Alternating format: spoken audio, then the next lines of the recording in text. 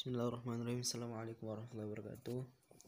Baiklah, saya Wahid Cipta Hadinoto, perwakilan dari kelompok 5. Di sini saya akan menjelaskan sedikit tentang materi dari kelompok kami, yaitu tentang aborsi, yaitu mata kuliah fikih kontemporer. Baiklah, yang pertama, apa itu aborsi? Dari segi bahasa, aborsi adalah pengguguran kandungan atau membuang janin. Dalam istilah hukum, aborsi berarti pengeluaran hasil konsepsi dari rahim sebelum waktunya. Sedangkan dalam ilmu kedokteran, aborsi itu dibagi menjadi dua. Yang pertama yaitu spontanus abortus. Spontanus abortus ini adalah aborsi spontan. Jadi aborsi yang dilakukan secara sengaja. Aborsi spontanus adalah aborsi yang dilakukan tanpa adanya unsur kesengajaan, artinya tidak sengaja. Aborsi secara spontan. Sedangkan yang kedua yaitu provocatus abortus atau aborsi yang dilakukan adanya unsur kesengajaan. Nah, aborsi ini dibagi lagi menjadi dua, yaitu yang pertama abortus artificialis therapis, yaitu aborsi yang dilakukan oleh dokter atas dasar indikasi medis. Misalnya jikalau kehamilan seorang wanita itu dapat membahayakan bagi si calon ibu tersebut, karena calon ibu ini mengalami penyakit yang dapat membahayakannya dikarenakan kehamilan tersebut. Yang kedua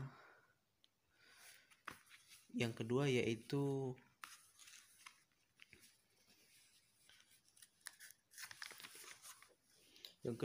abortus provocatus, yaitu jalan aborsi yang dilakukan tanpa dasar indikasi media.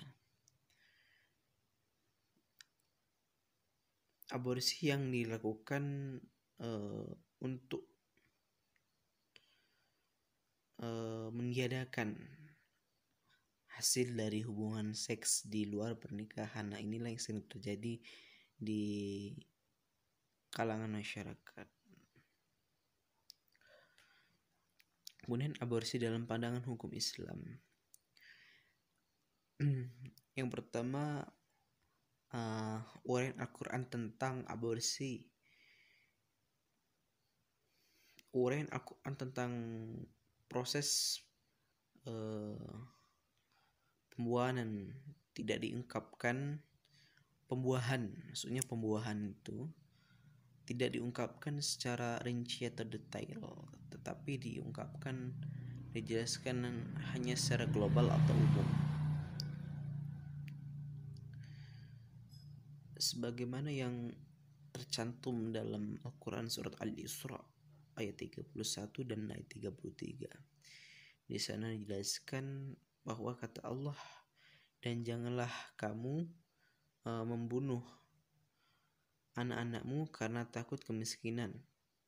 Kamilah yang akan memberi rezeki kepada mereka dan juga kepadamu. Sesungguhnya membunuh mereka adalah suatu dosa yang sangat besar. Kemudian di ayat ke-33-nya yaitu, dan janganlah kamu membunuh jiwa yang diharamkan Allah, melainkan dengan suatu alasan yang benar, dan barang siapa dibunuh secara zalim maka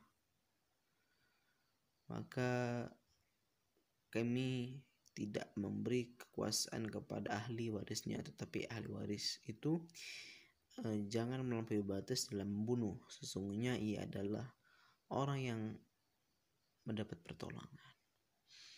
Mohon maaf bila penjelasan saya tadi kurang ada tutur kata yang tidak teratur atau kata-kata yang tidak terkata. Mohon maaf, dan akan dilanjutkan dengan Saudara Anggi Saptawijaya tentang pandangan ulama tentang aborsi. Saya Anggi Saptawijaya akan melanjutkan penjelasan materi selanjutnya, pandangan ulama tentang aborsi.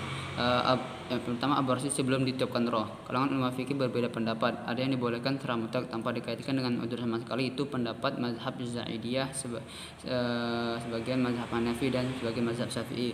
Kemudian yang kedua itu dibolehkan apabila ada udzur ini dan makruh hukumnya apabila tanpa udzur. Ini pendapat daripada Imam Hanafi dan Imam Syafi'i. Kemudian yang ketiga, makruh secara mutlak apabila belum ditiupkan roh, itu dilakukan oleh mazhab Maliki. Kemudian haram melakukan aborsi sekalipun belum ditiupkan roh, itu pendapat mazhab Maliki dan mazhab Syafi'i. Selanjutnya itu aborsi yang telah ditiupkan roh. Aborsi, para ulama juga sepakat mengenai sanksi bagi hukum wanita yang melakukan aborsi setelah ditiupkannya roh dengan membayar khurrah atau budak laki-laki atau perempuan.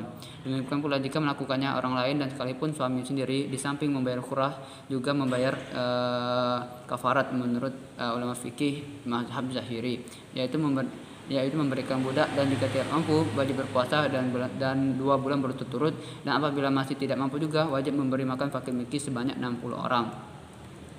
Kemudian aborsi karena darurat. Aborsi yang dilakukan apabila ada uzur yang benar-benar tidak bisa dihindari, yang dilakukan dengan istilah fikih yaitu darurat, seperti apabila janin dibiarkan maka akan membahayakan calon ibunya, maka itu boleh dilakukan dengan hukumnya mubah.